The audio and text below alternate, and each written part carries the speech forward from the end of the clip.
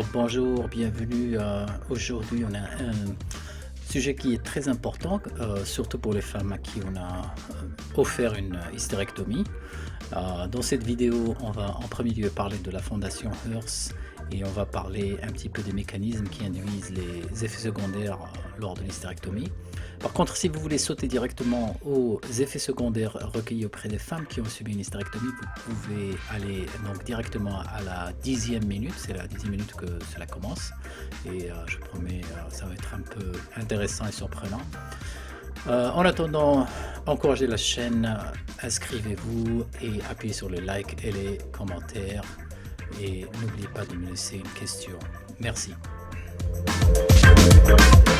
Alors, bonjour et bienvenue. Aujourd'hui, on va parler d'un sujet très intéressant, surtout pour les femmes qui envisagent d'avoir une hystérectomie, donc à travers le travail de la Hearst Foundation. Alors, je voulais vous introduire un petit peu ce que c'est que la Hearst Foundation et aussi les travaux qu'ils ont fait et donc les études qu'ils ont fait. Alors, c'est quoi la Hearst? Hearst en anglais, ça veut dire Hysterectomy Educational Resources and Service Foundation. En français, ça veut dire donc tout ce qui est des ressources éducatives en rapport avec l'hystérectomie. Also, Hers, aussi, ça veut dire en anglais ce qui appartient à la femme. Donc, c'est comme un petit jeu de mots. Alors, ici, ce qui est intéressant, donc, il vous donne beaucoup de services. Et c'est quoi la Hearst? Elle est définie comme une fondation internationale indépendante qui n'est pas pour le profit, qui est dédiée à ce que chaque femme, indépendamment de son statut financier, ait accès à l'information dont elle a besoin pour faire une informed decision. Informed decision, c'est-à-dire un consentement éclairé, c'est-à-dire que la femme, elle connaît tout, les plus et les moins, avant donc d'accepter de faire une hystérectomie. About what she will and will not allowed to be done to her female organ. Donc voilà, c'est à propos donc d'éduquer et de donner ce pouvoir de l'information aux femmes. Et donc, vous pouvez les contacter, prendre des rendez-vous. Ils peuvent vous aider à revoir vos dossiers médicaux. Ils offrent des journaux, des articles DVD, etc. Et donc, ici aussi, ils parlent de beaucoup de conditions comme l'adénomiose, les adhésions, les problèmes de SI, les fibromes, etc. Et là, ils parlent aussi donc de tous les effets sur les comme la myomectomie, etc. Toutes les interventions. Ils demandent ici aussi si vous avez des complications sur l'embolisation de leur dire, donc pas de problème. Les radiologues interventionnels sont transparents. Alors, moi, ce que je voulais donc voir, c'est, on va voir ici, donc ils ont une petite vidéo sur l'anatomie de la femme. Et donc on va la voir ici ensemble et après je vais arrêter la vidéo pour vous traduire. Female anatomy, the functions of the female organs. For every woman who is told she needs pelvic surgery, including exploratory. Donc je vais arrêter ça ici. Donc ils disent tout simplement que pour chaque femme à qui on dit qu'elle a besoin d'une chirurgie, comme la chirurgie d'exploration de l'utérus ou bien pour enlever l'utérus, en avance. Donc c'est une vidéo qui est produite par la Hearst Foundation. Ici, si vous voulez downloader le texte. Parce qu'un docteur vous a dit que vous devez avoir de la chirurgie, ils vont vous demander de signer ce qu'on appelle ici aux États-Unis, on ne peut rien faire si le patient ne signe pas le formulaire de consentement éclairé. Mais est-ce que vraiment ici ils demandent ce que les gens connaissent les risques? Donc en plus des risques communs de chaque chirurgie comme l'infection, l'hémorragie, les caillots sanguins, les adhérences et la mort. Le formulaire d'acceptation donc doit aussi dire que vous acceptiez et donc vous reconnaissez que vous avez été informé des conséquences de cette chirurgie et que vous comprenez très bien donc ce que veut dire donc cette chirurgie. Donc c'est ça le concept donc du consentement éclairé. Le consentement éclairé peut donner ce consentement éclairé que si on est vraiment informé de tout. Et donc là, on va passer un petit peu. Donc si vous voulez voir cette vidéo plus de détails, vous pouvez aller sur le site. Donc là, ils vont juste parler que l'utérus est un muscle très très puissant qui est localisé dans le pelvis. Our first awareness of the uterus when we are taught that is where baby develops. So, donc, ils disent tout simplement, donc ils parlent des fonctions de l'utérus.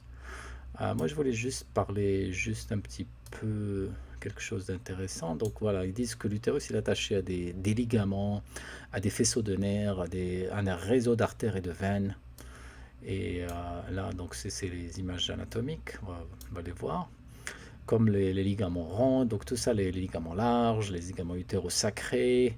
Donc tous ces ligaments qui attachent l'utérus donc aux organes, ils assurent l'intégrité structurale donc des os du pelvis et des organes du pelvis. Alors qu'est-ce qui se passe? Donc lorsque ces ligaments vont être coupés, la femme va subir un déplacement non naturel de ces os et des organes à l'intérieur du pelvis. Donc ça peut aller jusqu'à comprimer donc la colonne vertébrale. Et donc il y a beaucoup de problèmes au niveau des organes de pelvis, etc.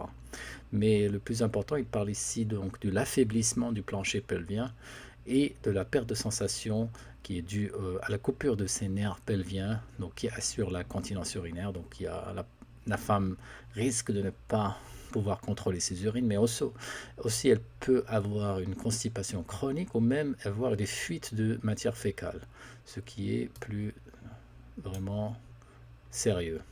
Et donc il y a beaucoup de problèmes de vessie, de problèmes urinaires après l'hystérectomie, et c'est pour ça que quand vous avez votre utérus dans sa position naturelle, il va supporter ces organes comme la vessie et le rectum. Il y a aussi beaucoup de problèmes au niveau des intestins. Sans l'utérus qui sépare l'intestin de la vessie, donc les matières fécales qui sont dans l'intérieur du côlon vont venir comprimer la vessie directement parce que l'utérus ne la protège plus. Et si donc il n'y a plus d'utérus, il n'y a plus de ligaments, il peut y avoir un prolapsus du rectum qu'on appelle le rectocèle qui peut aller se ballonner dans le vagin. Ici, ils disent aussi qu'il y a beaucoup de femmes qui vont développer une douleur donc déchirante sur la trajectoire des nerfs qui ont été coupés lors de l'hystérectomie. Et donc ces douleurs, elles vont irradier sur la taille, sur les fesses, en arrière des genoux, et qui va rendre la position assise ou marcher très très difficile. Et là, donc, il montre ce nerf. Donc voilà, c'est juste une petite revue de cette vidéo très intéressante. Si vous parlez l'anglais, je vous encourage donc d'aller la voir. Là, c'est juste, donc, il montre des images anatomiques des nerfs. Voici donc une vue du pelvis. Vous voyez tous ces nerfs qui risquent d'être coupés. Donc, lorsque le chirurgien les coupe, ça risque de donner donc des douleurs qui sont persistantes. Là, ce qu'ils en parlent, ouais, si l'utérus il est à l'intérieur donc de la cavité du pelvis, il est relié à tous ces organes par des ligaments. Et donc là, tous ces organes comme la vessie qu'on voit ici ou le rectum en arrière, ils risquent donc de se prolaber et donner des troubles urinaires et des troubles dans la défécation. Et ici, juste pour vous montrer le réseau très intriqué artériel. Ici, ce qu'on voit, c'est l'artère utérine. Ça, c'est l'utérus. Ça, donc, c'est la cavité vaginale. Ici, c'est les trompes de Fallope. Et ici, c'est l'ovaire. Donc, regardez, c'est l'artère utérine qui va monter, qui va donner ses branches donc pour l'utérus, mais qui va aussi donc s'anastomoser avec l'artère de l'ovaire. Donc, ces communications. Donc, c'est là ce que les confrères chirurgiens nous reprochent, c'est qu'ils disent toujours aux femmes que lorsqu'on va injecter des particules pour faire l'embolisation des fibromes, ces particules risquent d'aller dans l'ovaire et aller bloquer, donner à la femme des ménopauses, etc. etc. Le problème, c'est qu'ils ne savent pas comment nous on fait ça, donc on a beaucoup de techniques pour arranger ça. On peut aller super sélectif dans le fibrome, on peut faire une injection calibrée donc sur le rythme cardiaque, il y a vraiment énormément de progrès. On peut mettre un coil ici qui va bloquer la communication, etc., etc. Moi, ce que je veux juste dire, c'est que je rappelle à nos amis chirurgiens que lorsqu'il y a une circulation collatérale commune entre l'artère utérine et l'ovarienne, et s'ils font juste une hystérectomie et ils coupent donc cette artère utérienne, ils risquent aussi d'endommager ou de risque de nécroser les ovaires aussi. Donc voilà, juste une petite parenthèse. Alors là, maintenant, très très important, on va passer à la deuxième partie qui est à mon avis la plus importante. Adverse Effect Data. Ici, on a la fondation va nous parler de tous les effets secondaires. C'est là vraiment où ça m'a un petit peu moi-même surpris, je m'y attendais pas. Donc, alors qu'est-ce qu'ils ont fait? Ils ont fait une étude sur 1000 femmes qui ont répondu à ce questionnaire. Et donc l'âge était entre 12 à 12 ans.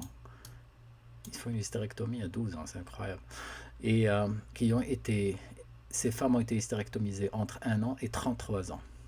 Et alors, ils ont regroupé en 3 groupes. Le premier groupe, c'est 214 femmes à qui on a enlevé l'utérus sans enlever les ovaires.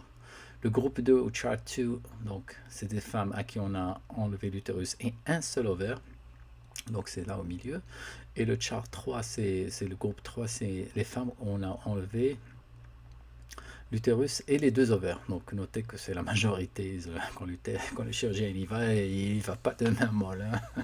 Il enlève tout.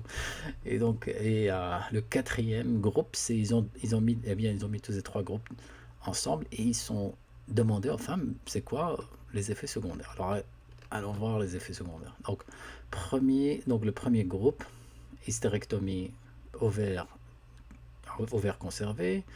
2 hystérectomies, un seul ovaire. 3 hystérectomies, ils ont enlevé les 2 ovaires.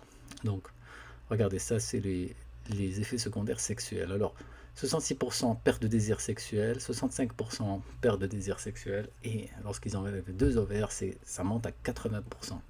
Perte de désir sexuel, 68,8% perte de plaisir durant la pénétration, 69% fréquence réduite des rapports sexuels, 62,5% perte de l'orgasme, wow.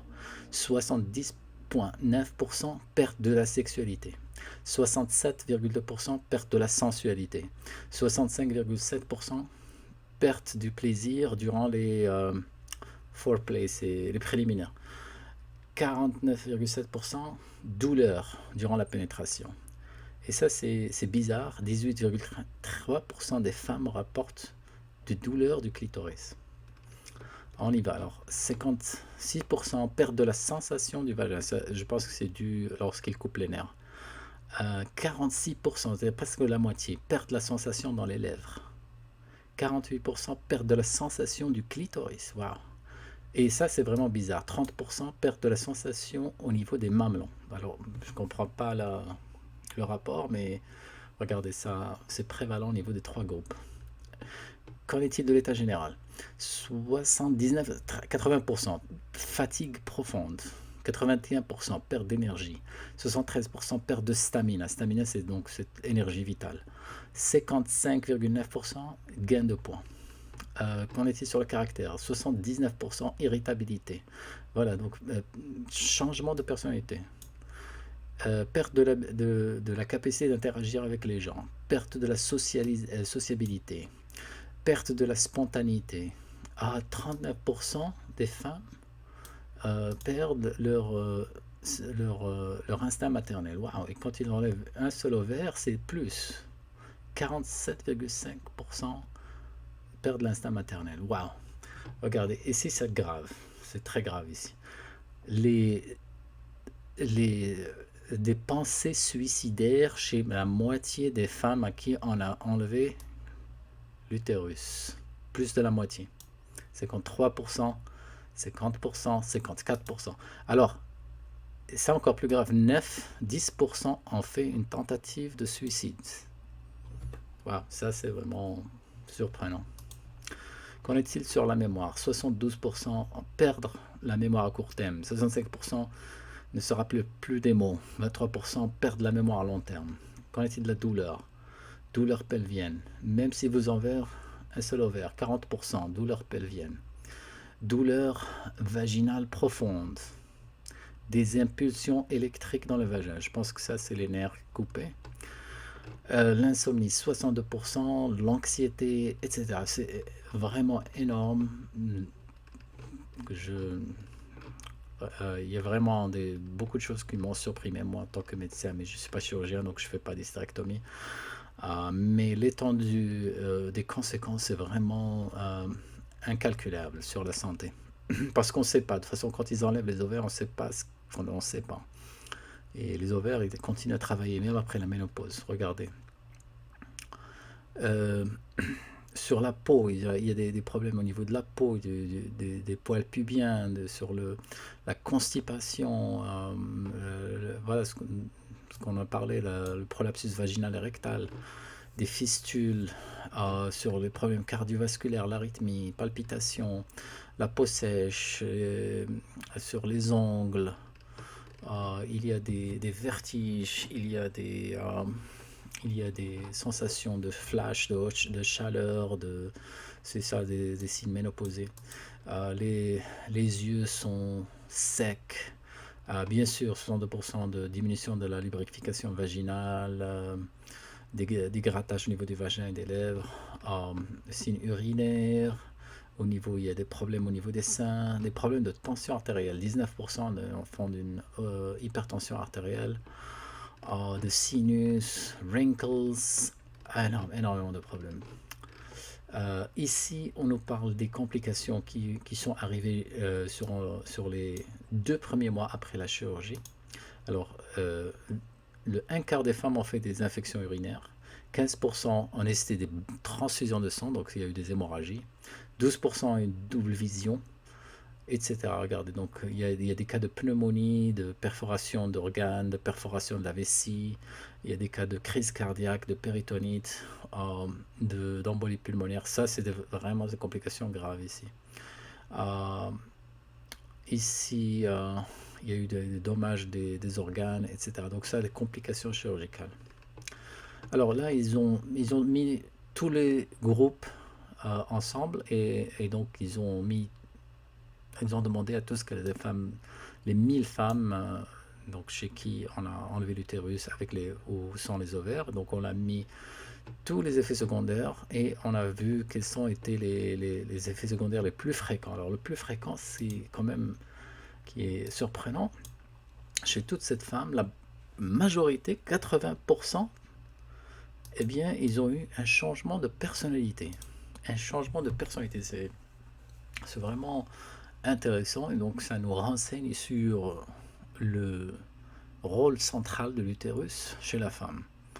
C'est vraiment, ça affecte son identité féminine et la majorité des femmes rapportent selon ces études, il y a un changement de personnalité, c'est intéressant.